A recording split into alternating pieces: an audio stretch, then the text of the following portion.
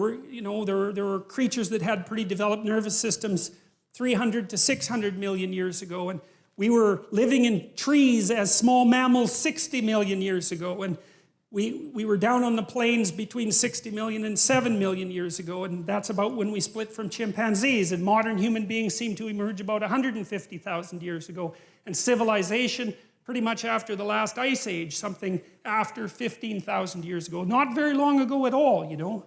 And that's the span across which I want to understand.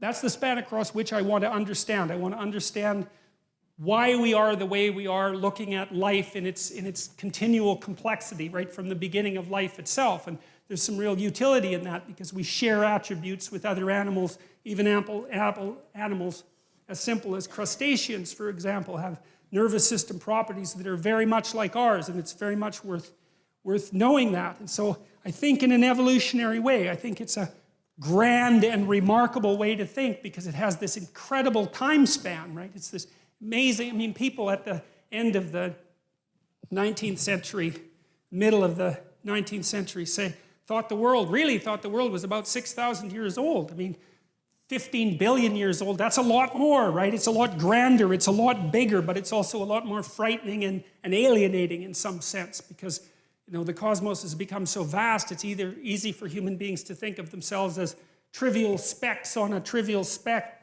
out some misbegotten hellhole end of the galaxy among hundreds of millions of galaxies, right? It's very easy to see yourself as nothing in that span of time, and that's a real challenge for people, and I think it's a mistake to think that way. Because I think consciousness is far more than we think it is, but it's still something we have to grapple with.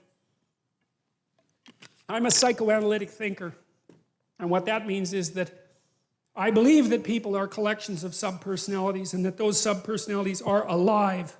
They're not machines, they have their viewpoint, they have their wants, they have their perceptions, they have their arguments, they have their emotions. They're like low-resolution representations of you. You know, when you get angry, it's a very low-resolution representation of you. It only wants rage, or it only wants something to eat, or it only wants water, it only wants sex. It's you, but shrunk and focused in a specific direction.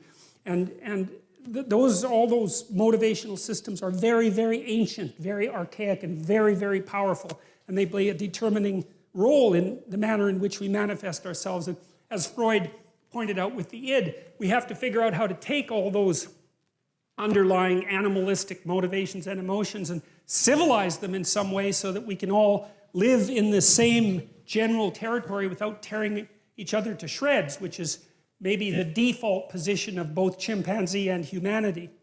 You know, so I take that seriously, the idea that we're a loose collection of spirits, and that you know, it says in the Old Testament somewhere that the fear of God is the beginning of wisdom, and I think this is akin to that. If you know that you're not in control of yourself thoroughly, and that there are other factors behind the scenes, like the Greeks thought that human beings were the playthings of the gods. That's the way they conceptualized the world. And they sort of meant the same thing. They meant that there are these great forces that move us, that we don't create, that we're subordinate to in some sense. Not entirely, but we can be subordinate to them, and they move our destinies. That was the Greek view, and there's something, it teaches you humility to understand that there's a hell of a lot more going on behind the scenes, and you're the driver of a very complex vehicle, but you don't understand the vehicle very well, and it's got its own motivations and methods, and sometimes you think it's doing something, and it's doing something completely different.